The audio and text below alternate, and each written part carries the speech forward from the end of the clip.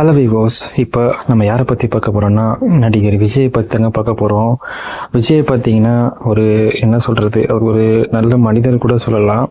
அவர் பார்த்தீங்கன்னா நாட்டுக்கு ஓரளவுக்கு நல்லது செஞ்சுக்கிட்டு இருக்காரு.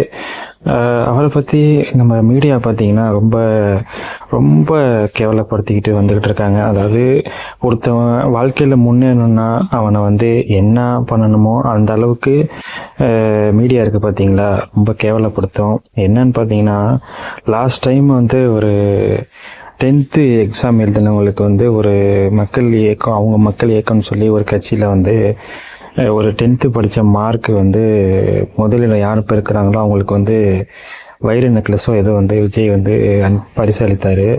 இந்த வருஷம் அதே மாதிரி அவங்க கட்சியிலேருந்து திரும்பி 234 தொகுதியிலேருந்து கலெக்ட் பண்ணி மறுபடியும் 10+2 யார் அதிகம் பெண் எடுத்திருக்காங்களோ அவங்களுக்கு அதே மாதிரி வைர நெக்லஸ் தரதாக நடிகர் விஜய் சொன்னாங்க. அதாவது நடிகர் விஜய் பார்த்தீங்கன்னா ஒரு படத்துக்கு 100-150 கோடிக்கு மேலே சம்பளம் வாங்கிட்டு இருக்காரு.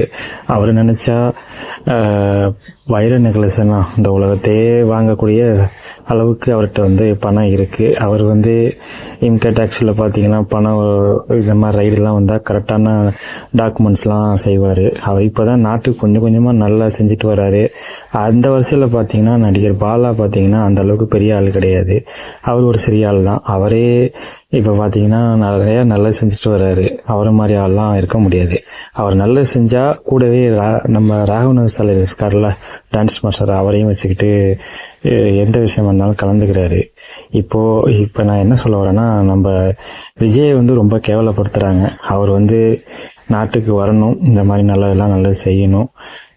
அவர் இவ்வளோ பெரிய மக்களை வச்சு இயக்கிக்கிட்டு இவ்வளோ பெரிய கூட்டணியை வச்சுக்கிட்டு எல்லாம் பண்ணிக்கிட்டு செய்கிறாருன்னா அது ஒரு நாட்டுக்கு நல்லது செய்ய தான் நினைக்கிறாரு.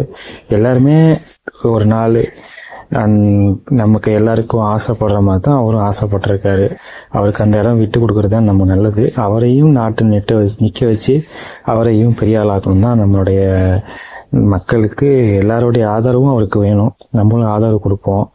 அந்த மீடியா அவர் ரொம்ப கேவலப்படுத்திக்கிட்டு இருக்கு. அந்த மீடியாலாம் என்ன சொல்கிறதுன்னு ஒன்றும் புரியலை.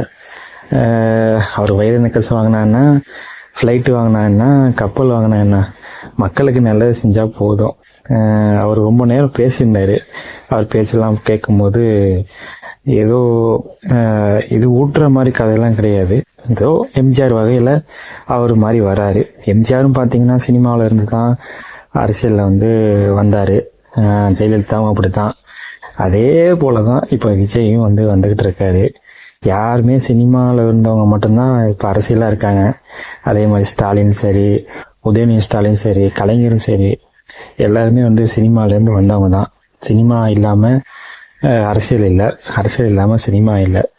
நாட்டுக்கு நல்லது செஞ்சால் மக்களை நல்ல